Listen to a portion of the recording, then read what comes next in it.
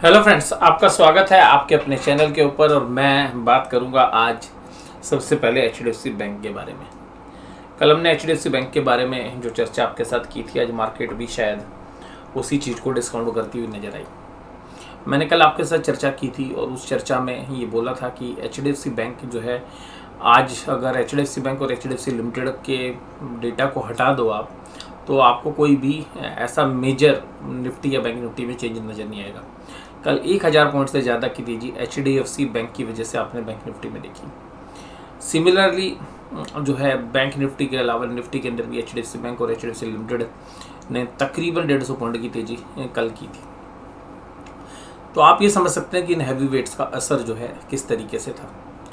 मैंने जिस तरीके की बातें कल आपके साथ की थी और मैंने कहा था कि जो एचडीएफसी बैंक के लिए शायद इतना फेवरेबल नहीं है ये मर्जर, और इसके अलावा कुछ ऐसी चीज़ें भी मैंने आपके साथ शेयर की थी कि जो है हर्डल्स हो सकते हैं इनके लिए, जो रेगुलेटरी जो चैलेंजेस हैं वो अभी भी एचडीएफसी बैंक और एचडीएफसी लिमिटेड के मर्जर को हो सकते हैं। उसका मेन रीज़न ये है कि बैंक की बैलेंस शीट के अंदर शायद इंश्योरेंस कंपनीज की परमिशन जो है ना मिले। यानी कि अगर आप इंश्योरेंस कंपनी के अंदर अगर सब्सिडरी या आप एक एसोसिएट्स की पोजीशंस अगर आपके पास रहती है तो शायद परमिशन ना मिले। उस केस के अंदर एक आपको होल्डिंग कंपनी बनानी पड़ेगी। तो होल्डिंग कंपनी जो है उसको ओन कर सकती है उस रिस्ट्रक्चरिंग के अंदर, जो भी मर्जर वाली रिस्ट्रक्चरिंग होगी। तो ऐसे स्थिति में फिर एचडीएफसी बैंक के अंदर वो वैल्यू अनलॉक नहीं होगी। तो कुल मिलाकर अभी जितना कल इसके लिए हाइप या पॉजिटिव बना था, उसका असर आज जो है थोड़ा सा नीचे आता हुआ नजर आया। और कल मैंने आपके साथ एक और भी विशेष चर्चा की थी, याद कीजिएगा कल एनालिसिस में मैंने आपको कहा था कि 605-610 के आसपास जो है आपको एचडीएफसी बैंक नज़र आ जाना चाहिए। और इसी चर्चा को हमने एक बेस माना था और उसी का आज पूरे बाजार में असर है। तो कुल मिलाकर ब्रॉडर मार्केट काफ़ी अच्छा कर रही है। ये अच्छी बात है हमारे लिए, क्योंकि क्रूड ऑयल के प्राइस अब जो है $110 के नीचे बने हुए, अभी तकरीबन $106 के आसपास काम कर रहे हैं। और एचडीएफसी बैंक के अंदर वही प्राइस आज आपको देखने के लिए मिले और 1602 का लो भी जो है 3 बजे के बाद लगता हुआ हमें देखने के लिए मिला। अब बात करते हैं पूरी ब्रॉडर मार्केट में। देखिएगा ब्रॉडर मार्केट के अंदर एक अच्छी खासी बाइंग जो है देखने के लिए मिल रही है, लेकिन अब वो शॉर्ट लिव्ड होगी या सस्टेनेबल होगी ये आने वाले समय में पता चलेगा। पर मुझे ऐसा लगता है कि जैसे रिजल्ट सीजन शुरू होगा तो रिजल्ट के अकॉर्डिंगली जो है कंपनीज की परफॉर्मेंस होगी। मार्च के महीने में स्मॉल कैप मिड कैप में दमदार तरीके से प्रॉफिट बुकिंग हुई या माल बेचा गया, तो उसका जो पुल बैक है वो हमें इस महीने के अंदर देखने के लिए मिल रहा है। और हमें लगता है कि ये शायद बजट से पहले रिजल्ट से पहले एक एडजस्टमेंट की जा रही है कि भाई जो जितना गिरा था उसको ले आइएगा। जो रिजल्ट की एंटिसिपेशन है उसके अकॉर्डिंगली प्राइस आपको रिजल्ट से पहले आनी चाहिए। फिर जिस तरीके का रिजल्ट होगा उसी तरीके से वो शेयर प्राइस रिएक्ट करते हुए नजर आएंगे। ये मेरा आकलन है बाजार के बारे में। ये जनरली ब्रॉडर मार्केट स्मॉल और मिड कैप के ऊपर ज़्यादा जो है ठीक लगता है, क्योंकि जो निफ्टी या बैंक निफ्टी है देखिए उसमें तो सट्टेबाजी या ऑप्शंस के ट्रेड की वजह से दोनों साइड के मूव्स रहते हैं। निफ्टी आज बहुत ही मजबूत था। सुबह अगर हम देखें तो जो ओपनिंग हुई थी वो 18080 पे हुई, उसके बाद 18095 के हाई भी लगाए और दिन भर भी बाजार 18,000 को होल्ड किए हुए रहा। यानी कि 18,000 के पार ही जो है बाजार चलता रहा। एक दो बार नीचे गया लेकिन तुरंत जो है 18,000 के ऊपर आके खड़ा रहा। लेकिन तकरीबन 2 बजे एक एक्सेसिवली सेलिंग होती है और फिर बाजार थोड़ा सा कमज़ोर होते हुए नजर आते हैं। उसके बाद 3 बजे के आसपास एक और ज़बरदस्त सेल होती है जो बाजार को बिल्कुल तोड़ देते हैं, और जिसको देख के हमें लगता है कि जो क्लोजिंग है वो काफ़ी वीक हुई है जिस एंगल से अगर हम मार्केट का एनालिसिस करते हैं। और अब 2 दिन एक्सपायरी के हैं, तो कल वेडनेसडे है, तो हमें लगता है कि जो कल एक तरफा तेजी हुई थी, जो गैप अप ओपनिंग कल देखने के लिए मिली थी, तो उसको एडजस्टमेंट करने की जो है बाजार कोशिश करेगा। तो हो सकता है कि आपको 17,800 जो मेजर सपोर्ट है, जो मैंने कल भी चर्चा की थी, तो उसके आसपास जो है बाजार मुझे पर्सनली लगता है कि होल्ड करते हुए नजर आने चाहिए। 17,800 एक मेजर सपोर्ट है, हमें लगता है कि वो शायद बाजार होल्ड करेगा। और अगर 17,800 भी टूटता है किसी कारण से तो फिर देखिएगा पेन थोड़ा सा ज़्यादा हो सकता है। फिर 17,600 पे ही अगली सपोर्ट है। पर मुझे ऐसा लगता है कि 17,800 तोड़ पाना इतना आसान नहीं है। बुल्स भी काफ़ी अग्रेसिव हैं और इस समय पर बाजार में कॉन्फिडेंस भी लौटता हुआ नजर आ रहा है। लेकिन ऊपर की तरफ अगर हम देखें तो जो आज के दायरे थे 18,095, ये काफ़ी अहम लेवल है, 18,100 200, तो यहाँ पर आपको रेजिस्टेंस में मिलता हुआ नजर आना चाहिए। अगर क्लोजिंग को देखें आज की, तो उसको देख के ऐसा लगता है कि बाजार के अंदर कल भी वीकनेस आपको देखने के लिए मिलनी चाहिए। कैंडल के हिसाब से बात करें तो देखिएगा एक तरफा तेजी हुई है, तो इतनी तेजी होने के बाद जो बड़े प्लेयर्स हैं जिनके पास प्रॉफिट है अपने पोर्टफोलियो में, तो शायद वो थोड़ा सा हल्का यहीं पे करेंगे या थोड़ा सा बाजार और चलने के बाद करेंगे, तो ये देखना पड़ेगा। तो इसमें अभी हमें लगता है कि बाजार एक कंसोलिडेशन वाले दौर में, और या हम ये कह सकते हैं कि कंसोलिडेशन में भी सेल ऑन राइज, यानी कि सेल ऑन राइज वाला मार्केट कल भी हमें लगता है कि जिस तरीके से आज हायर लेवल्स पे सेलिंग हुई है, बाजार अगर हायर लेवल्स की तरफ जाता है तो एक सेलिंग जो है देखने के लिए मिल सकती है। और देखिएगा जो कैप है, जो मैंने कल भी बात की थी, जो 17,800 के नीचे, वो भी बाजार फिल करने जो आएगा या उसको तोड़ के फिर नीचे जाएगा, तो ये आपको 1 या 2 दिन में पता लगेगा। मुझे कल तो नहीं लगता कि शायद इस गैप को फिल करे, कल नहीं तो परसों हो सकता है कि इस गैप को फिल करने के लिए बाजार एक बार आए, और फिल करने के बाद नीचे आता है या फिल करके ऊपर जाता है, वो फिर कल की चर्चा में हम देखेंगे। आज जो कल के सितारे थे आज वो कमज़ोर होते हुए नजर आए। HDFC बैंक कल की तेजी वाला आज कमज़ोर था, HDFC लिमिटेड भी कमज़ोर था, इसके अलावा बजाज फाइनेंस भी कमज़ोर था, जबकि इन्फोसिस और रिलायंस जो दोनों और कमज़ोर थे। कल इन्फोसिस ठीक था, TCS में मौजूदगी नहीं थी, आज TCS जो है लीड करता हुआ नजर आया, तो TCS के अंदर आज 3814 के लेवल्स आपको देखने के लिए मिले। अदानी पोर्ट्स आज का टॉप गेनर था और हैवी वेट्स है। टाटा मोटर्स, ITC और टाइटन कंपनी जैसी जो शेयर्स हैं वो आज पॉजिटिव नोट के साथ काम करता है। एडवांस टेकलाइन भी काफ़ी पॉजिटिव है।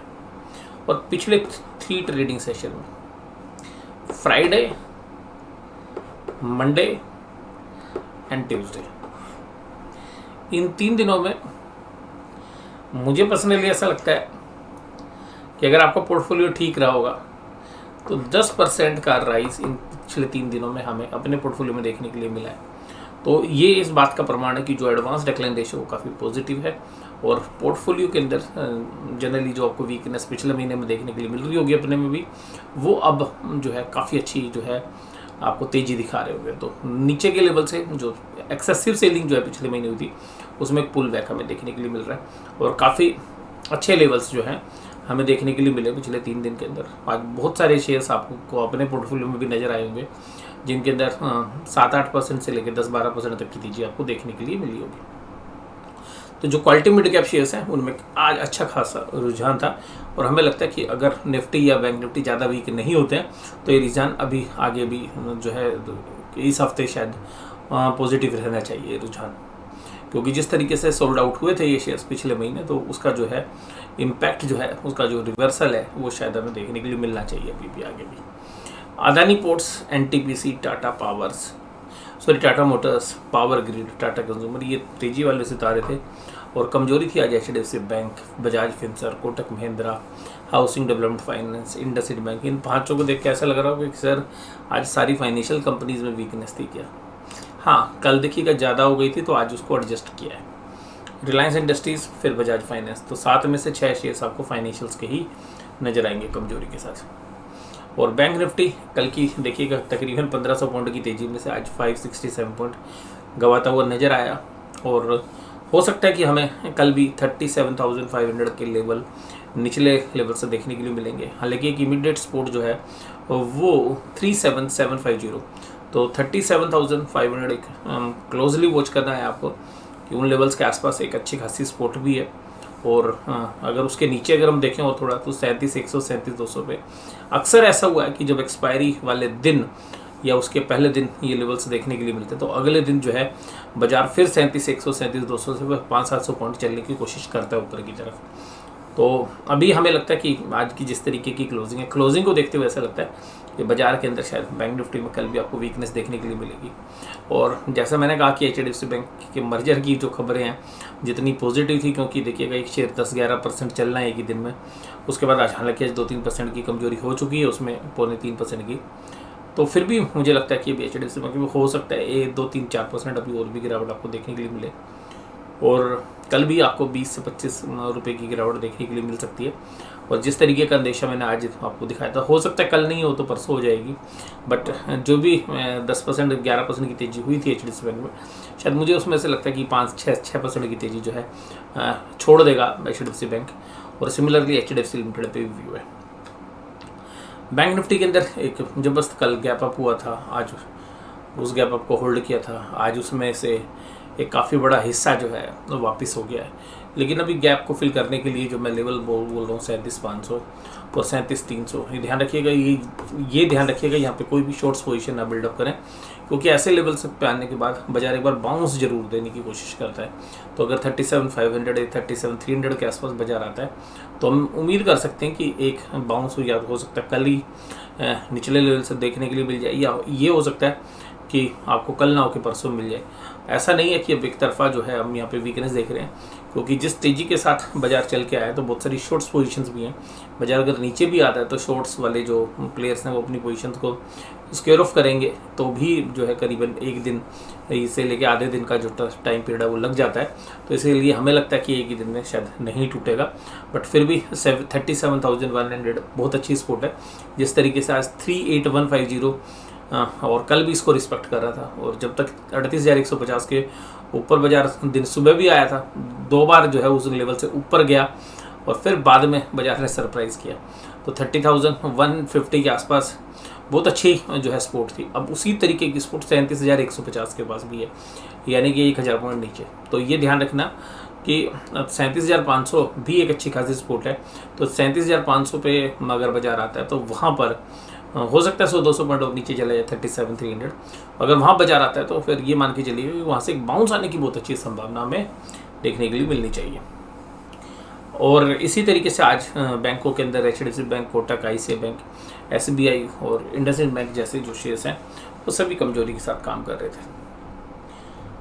और वॉल्यूम देखिएगा, HDFC बैंक का वॉल्यूम देखिएगा स्पेशली, कल तो वॉल्यूम 10 टाइम्स था, आज भी वॉल्यूम तकरीबन 2.25 टाइम्स के आसपास जो है आज काम कर रहा था। तो इसका मतलब ये है कि कल जिन लोगों ने ट्रेड के लिए खरीदे होंगे कुछ पोजीशंस कट गई हैं, और शायद अगर 1600 के नीचे HDFC बैंक जाता है जैसे कि हमें संभावना लगती है, तो 1580-1570 रुपये तक के जो भाव हैं वो आपको देखने के लिए मिल सकते हैं 2-3 दिन के अंदर। हो सकता है कल या परसों में देखने को मिल जाए। तो यहाँ पे क्लोजली वॉच करना है कि 1600 जैसे टूटता है तो वो लेवल्स आपको देखने के लिए मिल सकते हैं।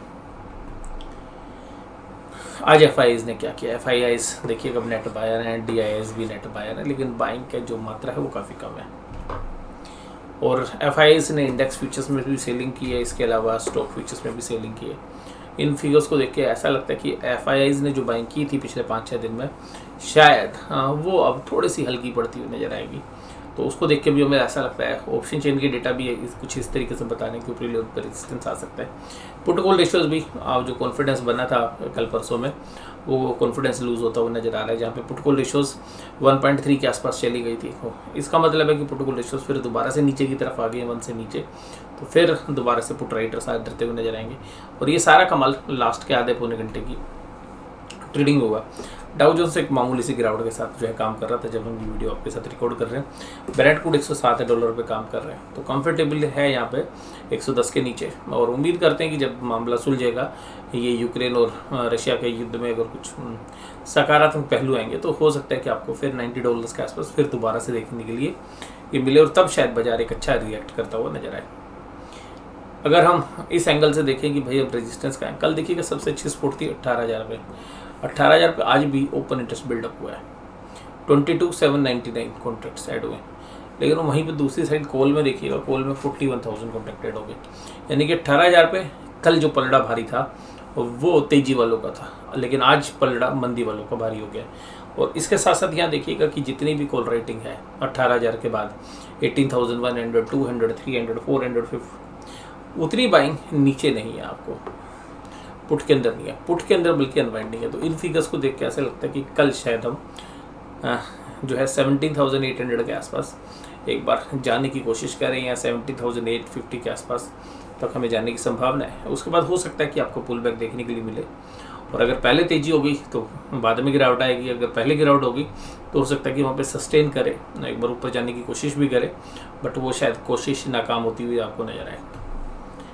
बैंक निफ्टी के साथ साथ अगर हम निफ्टी के साथ साथ बैंक निफ्टी को भी देखें तो बैंक निफ्टी में भी आप देखेंगे कि हालांकि इतना ज़्यादा कॉन्फिडेंस नहीं है बेरिश का, लेकिन फिर भी कॉल राइटिंग है अच्छी खासी और 54,000 कॉन्टेक्ट 38,500 पे है, यानी कि वो काफ़ी दूर है अभी जिन लेवल पर बाजार बंद हुआ है।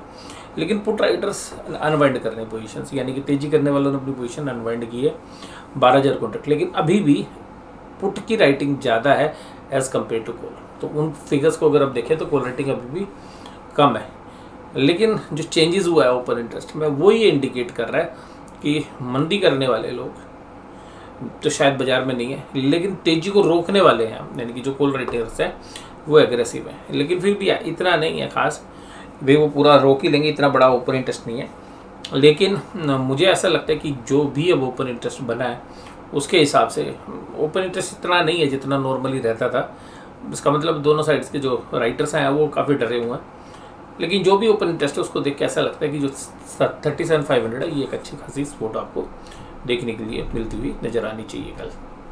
तो अभी भी कोई बहुत बड़ा एग्रेसिव बाय या सेल नहीं हमें लगता है, लेकिन कल जिस तरीके का एक गैप अप ओपनिंग हुई उसके बाद जो तेजी हुई तो उसमें से कुछ पॉइंट्स तो देखिएगा बाजार छोड़ेगा, आधे पॉइंट तो आज छोड़ दिए।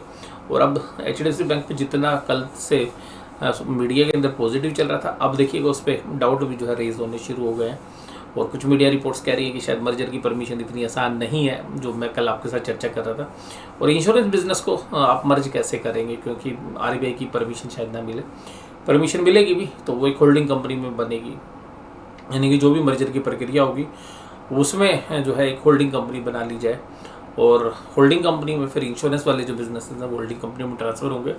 हालांकि वो एक अलग तरीके की प्रक्रिया होगी तो उसको शायद बाजार इतना अच्छा बाजार पसंद भी ना करे, तो वहाँ पर एक होल्डिंग कंपनी डिस्काउंट जो है होता है कैपिटल गेन की वजह से, तो वो 15-20% का होता है। तो जो भी सिनर्जिकल बेनिफिट्स की बात हो रही थी कि भाई HDFC और HDFC बैंक के मर्जर में, तो वो सिनर्जी बेनिफिट अगर आपको मिलेंगे नहीं अगर आपने होल्डिंग कंपनी बना ली, तो फिर वो भी एक जो प्राइस करेक्शन की तरफ जो है पोजीशंस को ले जाने की कोशिश करेगा।